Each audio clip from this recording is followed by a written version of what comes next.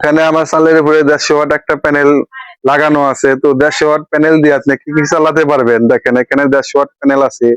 এখন যে পরিমাণ কারেন্ট যায়, এই কারেন্ট যাওয়াতে আপনারা অবশ্যই একটা এরকম 150 ওয়াট প্যানেল লাগানো থাকলে আপনার বিদ্যুৎটাও অনেকটাই সাশ্রয় হবে এবং বিল অনেক কমে যাবে। যার কারণে আমি এই 150 ওয়াট একটা প্যানেল লাগাইছি বড় দেখে। তো এই প্যানেল থেকে 150 ওয়াট প্যানেল থেকে আপনারা কি কি চালাতে পারবেন সেটা দেখাবো আপনাদের। এখানে আমার কারেন্ট আছে, কিন্তু আমি এই ব্রেকারটা নামিয়ে রেখেছি। দেখেন এখানে আমার ব্রেকারটা নামানো আছে। আমার কোলে কারেন্ট উপরেই আছে, এদিকে নাই।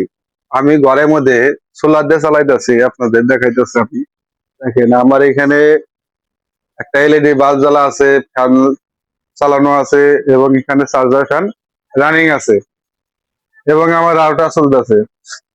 তো এই 150 ওয়াট প্যানেল দিয়ে আপনারা কত কি চালাতে পারবেন, তাতে আপনার বিদ্যুৎটা সাশ্রয় হবে। এগুলা আপনি শুধুমাত্র দিনের ভাগে যদি চালান, তাহলে আপনার বিদ্যুৎটা অনেক কমে যাবে, বিদ্যুৎ বিল অনেক কমে যাবে। এখন যে পরিমাণে বিদ্যুৎ বিল আসে, কারেন্ট যেরকম যায়, তাতে আপনার বিদ্যুৎ বিল অনেক বেড়ে যায়। যার কারণে আমি এই সেট আপটা করেছি।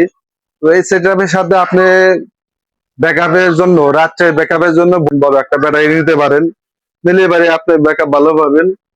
তো আমি যেহেতু বড় ছোট একটা ব্যাটারি লাগাইছি, যার কারণে আমার এখানে ভোল্ট কত আছে দেখেন। এতগুলা লোড দেওয়ার পরেও আমার এই যে এই জায়গায় দেখেন,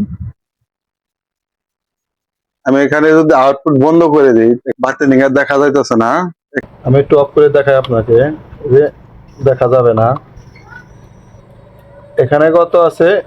11 ওয়াট।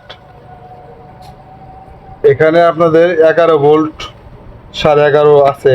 এই লাইটের নিকে দেখা যাইতেছে না আর কি।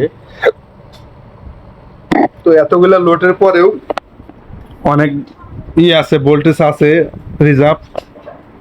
তো আশা করি আপনি 150 ওয়াট প্যানেল দিয়ে অন্য মেলা কিছু চালাইতে পারবেন, সমস্যা হবে না। দিনে যদি রোদ থাকে, এখন তো বেশি রোদ নাই, তারপরে আমি এগুলা চালাই যাচ্ছি। তো ভিডিওটি ভালো লাগে চ্যানেলটি সাবস্ক্রাইব করে রাখবেন। দেখা হবে পরবর্তী যে কোনো ভিডিওতে। আল্লাহ হাফেজ।